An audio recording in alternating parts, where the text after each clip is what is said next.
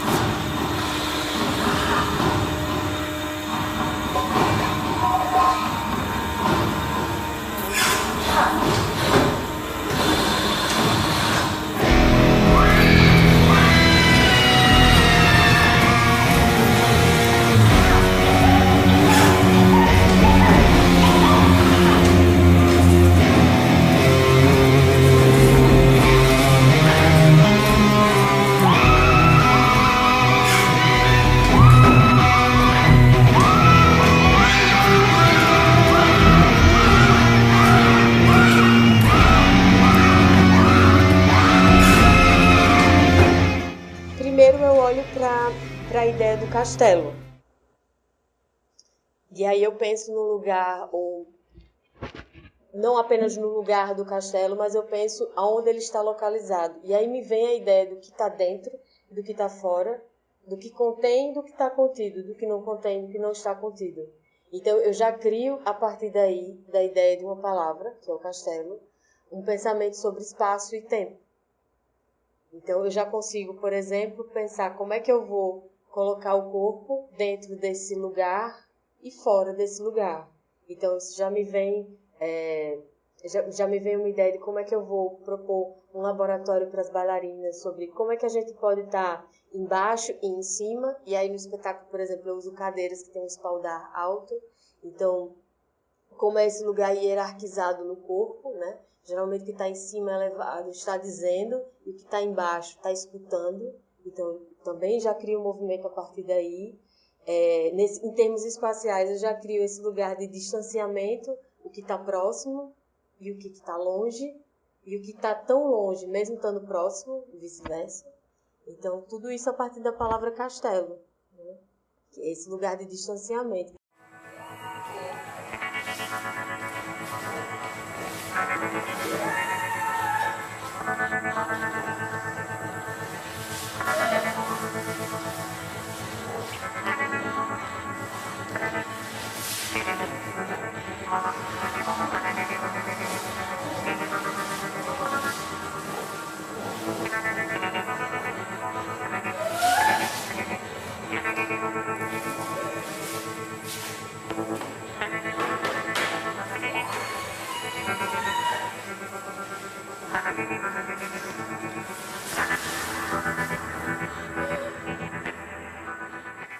Então, eu posso ir nesse âmbito metafórico de pensar as pessoas poderosas que estão no castelo, que dizem coisas sobre as pessoas que estão fora do castelo.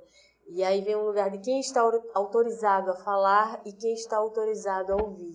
Quem tem legitimidade para dizer e quem não tem legitimidade para dizer. Então, quem grita no espetáculo, quem não grita. Quem sussurra, quem não sussurra. Então, eu tento pensar em termos de corpo, nesse lugar mais global. Assim. Era tarde da noite quando Ká chegou. A aldeia jazia na neve profunda. Da encosta não se via nada. Névoa e escuridão a cercavam. Nem mesmo o clarão mais fraco indicava o grande castelo. Espantava-se também com a extensão da aldeia, que não tinha fim. Sem parar as casinhas, os vidros das janelas cobertos de gelo, a neve, o vazio de gente. Finalmente, ele escapou dessa rua paralisante. Uma viela estreita o acolheu. Neve mais profunda ainda. Era uma tarefa árdua erguer os pés que afundavam. Como é que ele vai entender, de outro modo, aquilo que é óbvio para nós? Que o Sr. Clam nunca irá falar com ele? O que estou dizendo? Irá. Ele não pode jamais falar com ele. Ouça, Sr. Agrimensor. O Sr. Clam é um senhor do castelo. Por si só, isso já significa uma posição muito elevada, independentemente do posto que ele possa ocupar.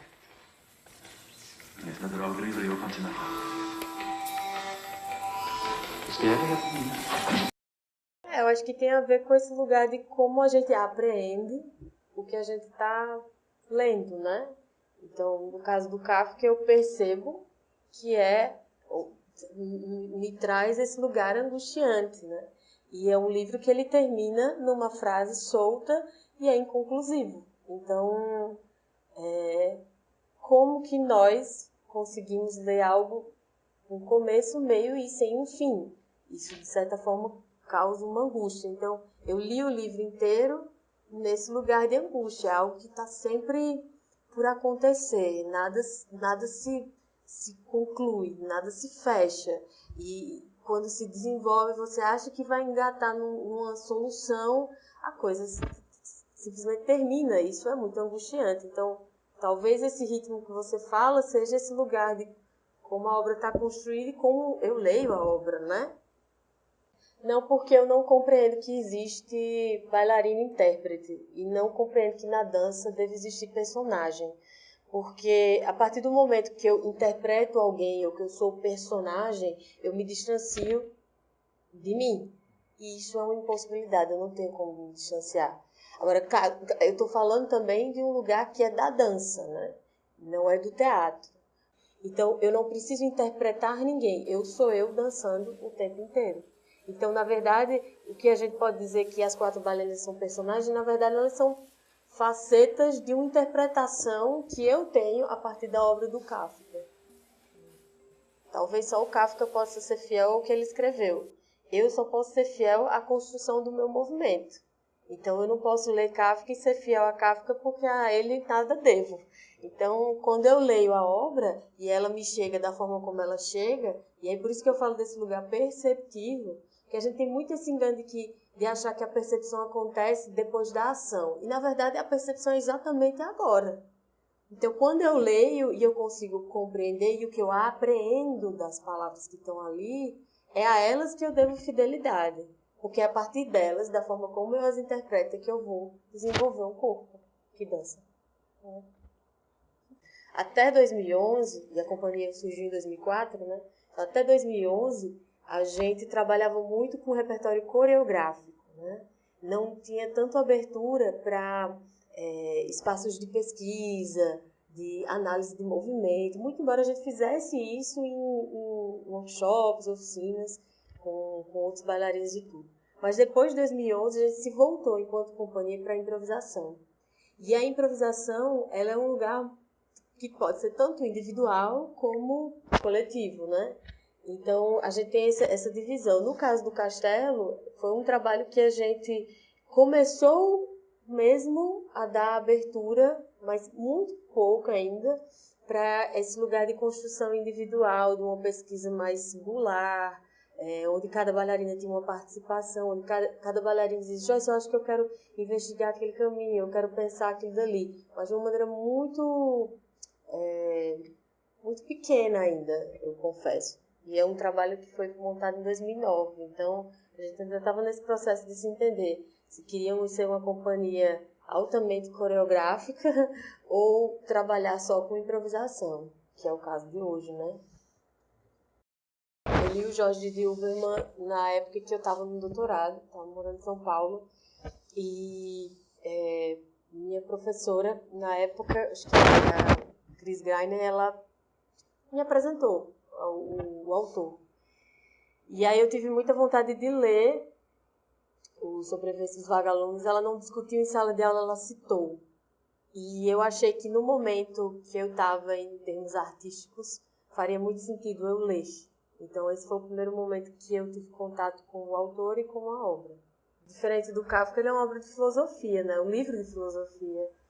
Então ele se debate com questões que não são tão, digamos assim, parecidas com literatura, né?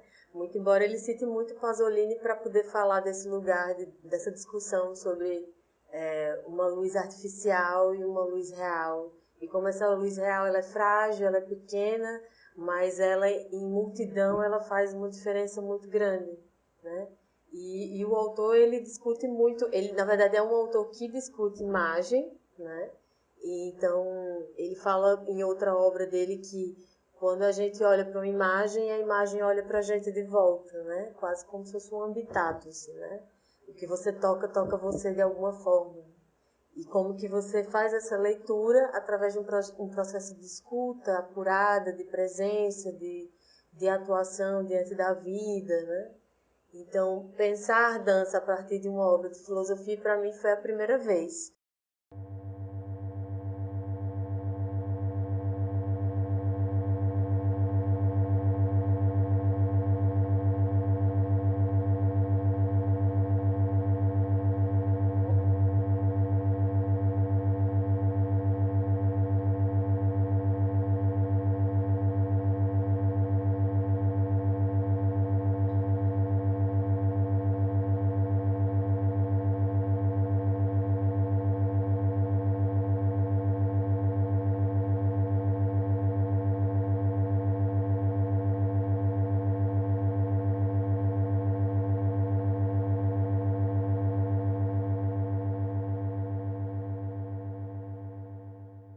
Muito embora em outros momentos eu já tenha lido filosofia e tenha utilizado em espetáculos, inclusive como o Castelo, mas eles não foram os disparadores, né?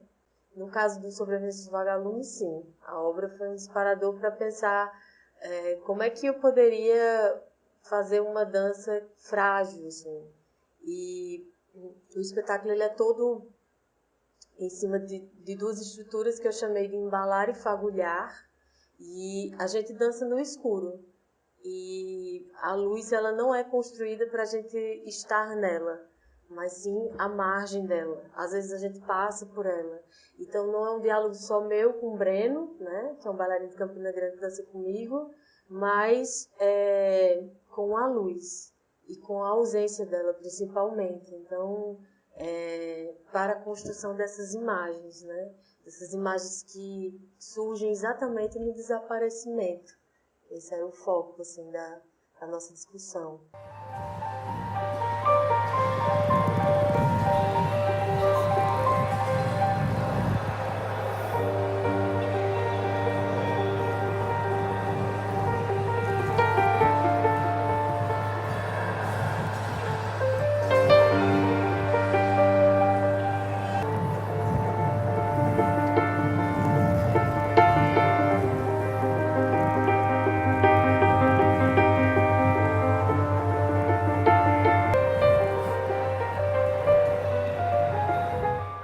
E aí dentro dessa estrutura, de como é que o corpo embala, e desse embalo ele cria fagulhas de movimento, o que é que ele constrói, quais são as imagens de sobrevivência, de resistência que esse corpo constrói na ausência da luz, né? Para pensar também o que é que aparece no escuro, desaparece no claro, enfim, como é que esse corpo, que aparentemente está tão fragilizado e doente nessa sociedade que a gente vive, ele consegue ainda resistir, sobreviver, mesmo com uma luz bruxuleante, como ele fala, né? Mas em multidão faz sentido, assim. No coletivo, viver em coletivo, pensar o coletivo faz sentido. Aos primeiros clarões do dia, que são uma coisa indizivelmente bela, bebemos as últimas gotas de vinho de nossas garrafas. O sol parecia uma pérola verde. Eu me despi e dancei em honra da luz. Eu estava completamente branco, enquanto os outros, envolvidos em seus cobertores como peões, tremiam ao vento.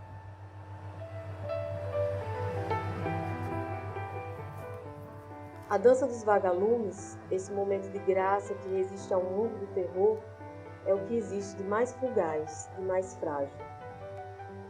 Para conhecer os vagalumes, é preciso observá-los no presente de sua sobrevivência. É preciso vê-los dançar vivos no meio da noite, ainda que essa noite seja varrida por alguns ferozes projetores.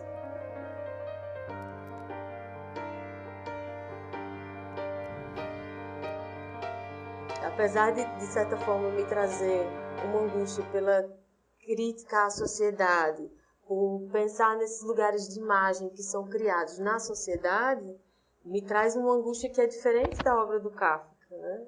Que, na verdade, é uma angústia muito mais próxima, né? Porque a discussão é muito mais social, ela não é literária, digamos assim. Acho que todos nós, de alguma forma, sim. Acho que a gente vai encontrando métodos de subverter nossas angústias, né?